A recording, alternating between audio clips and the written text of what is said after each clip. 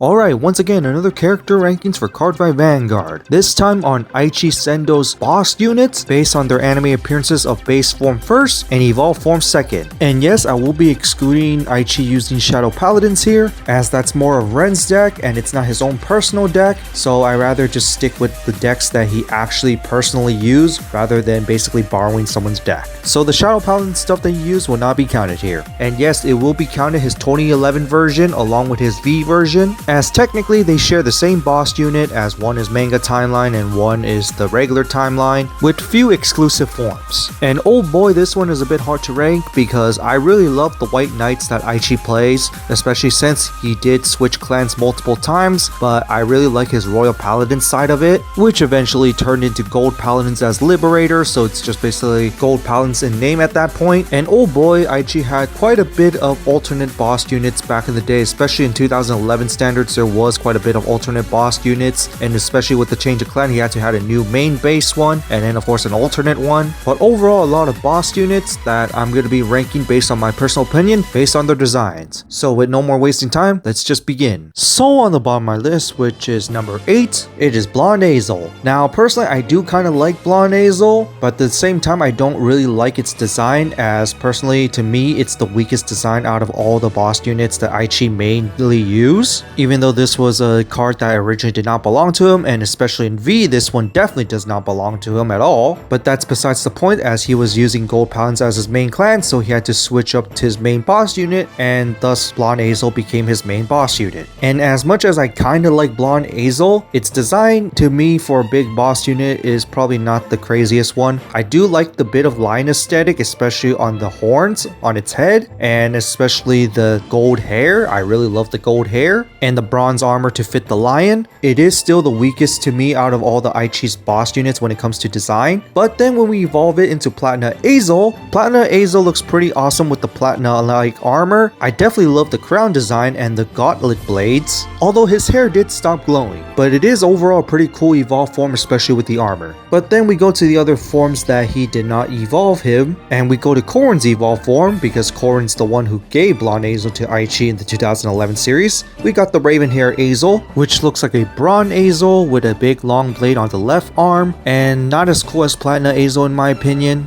And personally, it is okay on design, but definitely cooler than Blond Ezel. But the one Ezel I do also like is the Grand Ezel Scissors, which is basically the ultimate Ezel breaking salvation of the lock, with its pretty cool awesome armor and the scissor blade gauntlets, and the hair not even being blonde, which I found that glowing hair pretty awesome as well. But overall, the weakest design when it comes to Aichi's main boss units, that is also shared with other characters that is not being his boss unit as well. And then to my number 7, it's Pellinore, the alternate boss unit that Aichi used during season 2. And I have to say, it is actually pretty awesome, especially with the mechanical bunny theme with the gold armor with the moonlight, and I actually kind of love it with the dual swords. And I also really love the cape design as well, and definitely just cooler than Ezel overall when it comes to design. In fact, I can take this design much more seriously as a boss unit more than Ezel in my opinion. At most to me, Ezel just has the cool golden shiny hair, while Pellinore itself, just with its own form itself, just looks pretty awesome with its awesome armor design, with the cool bunny and golden color scheme with the energy blades.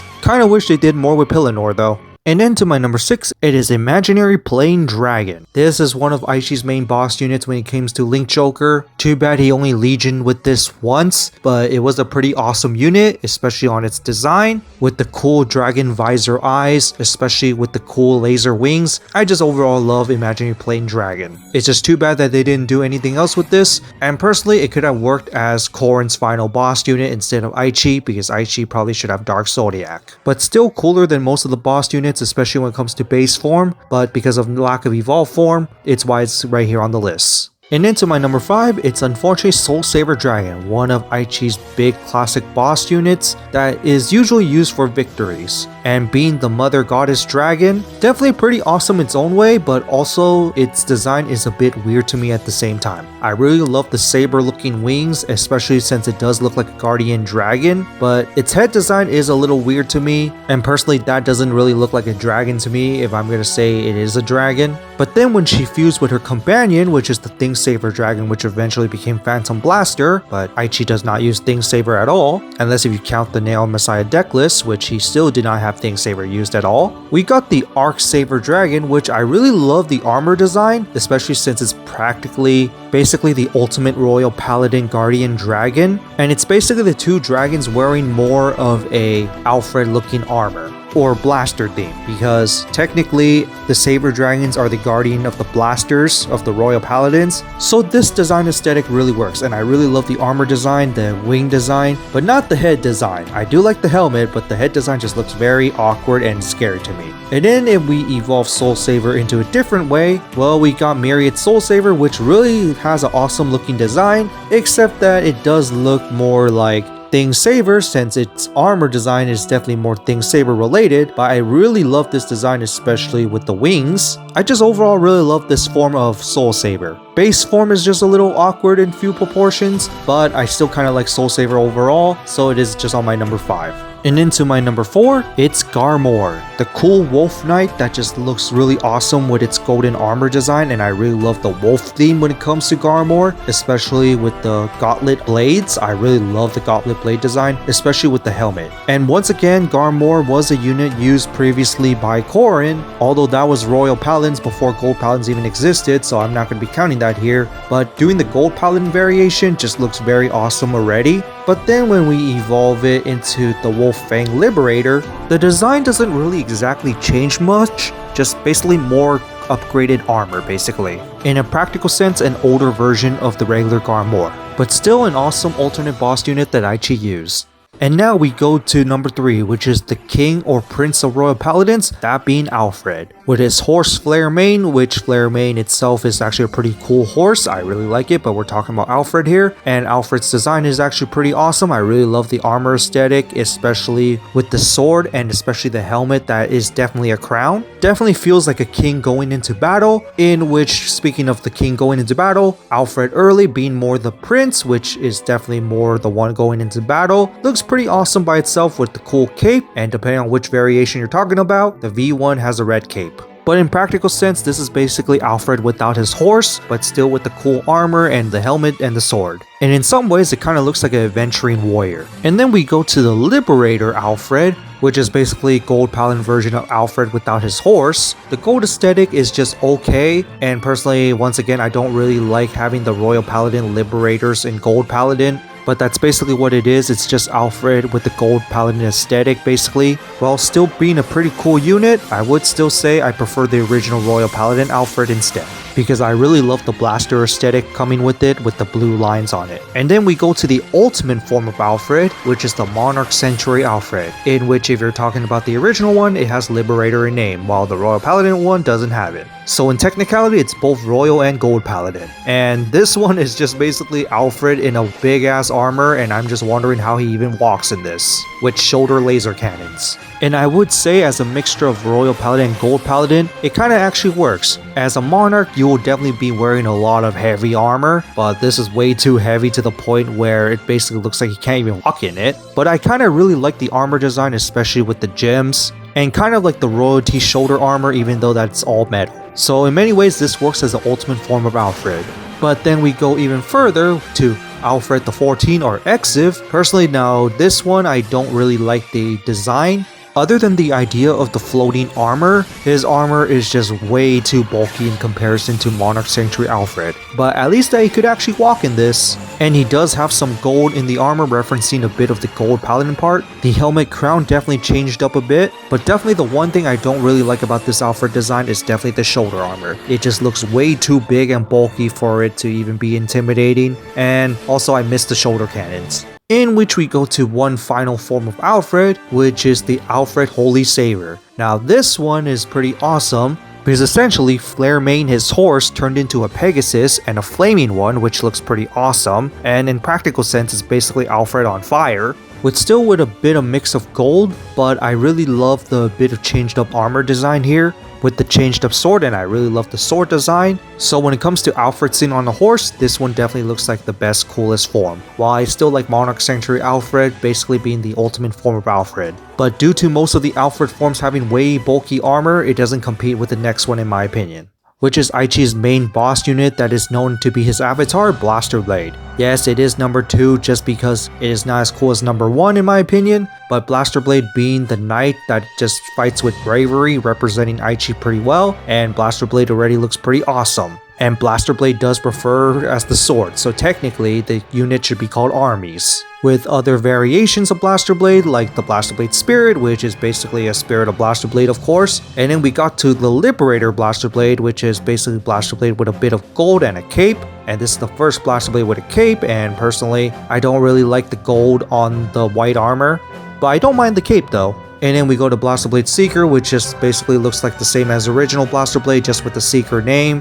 And of course also Blaster Blade Exceed, which is basically regular Blaster Blade as an elite knight with a cape. And of course having that cape showing his elite, it kind of works. His sword doesn't change, and of course his armor design doesn't really change that much either. But now we go to the other variations of Blaster Blade. So first let's fuse with Blaster Dark, which becomes Majesty Lord Blaster, and Majesty Lord Blaster is pretty awesome. One of the coolest final boss units that Aichi used in Vanguard, and to me it's still one of the coolest today.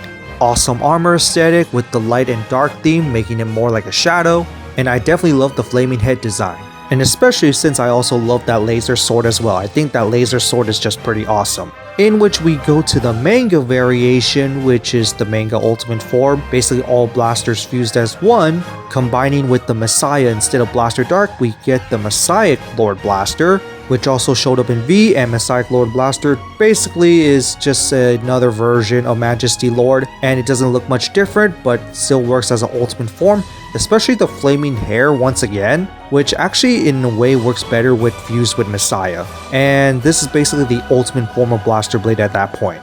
Really wish that we saw this fight against Majesty Lord and If, since Ibuki was there. And then we go to the solo evolve forms. First up we got the Corrupted by Link Joker with Blaster Joker. Now Blaster Joker can look a little terrifying, especially with the full-on red eyes, and with of course the Link Joker aesthetic with the black rings around him, but still doesn't look that much different from regular Blaster Blade other than basically being corrupted, but being a corrupted powerful knight definitely works, especially since it turned its armor into black or red theme. And then finally, to the ultimate form of Blaster Blade in the solo variation, we got the Exculpate the Blaster, which is basically a super Blaster Blade that is only a temporary form, which I'm surprised that they didn't really make this into a stride.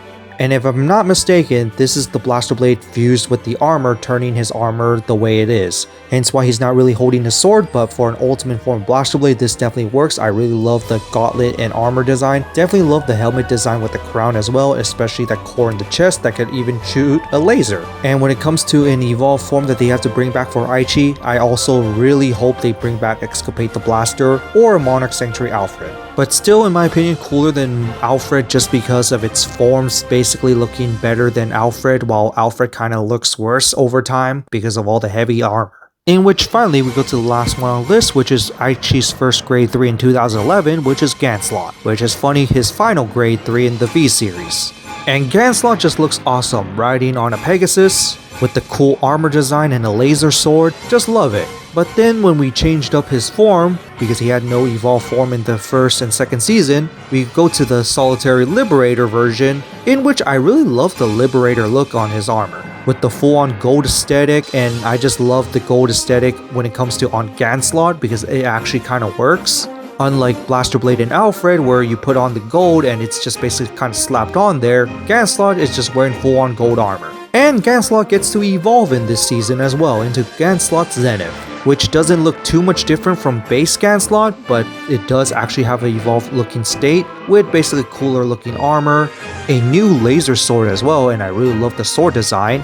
The helmet design definitely changed up a bit, especially with the extra feathers on the head, and especially the gem on the head as well. And then finally we go to Gancelot Peace Saver, which is actually very awesome in design, especially with the changed up armor design once again. And similar to Zenith, a changed up sword design with a more laser look, but this time Royal Paladin aesthetic. The horse got a bit of an upgrade when it comes to its armor. Pretty much once again a elite armor upgrade, and also laser whiskers on the horse. So overall, when it comes to Aichi's main boss units, I think Gancelot is the coolest one from base form and its different alternate forms.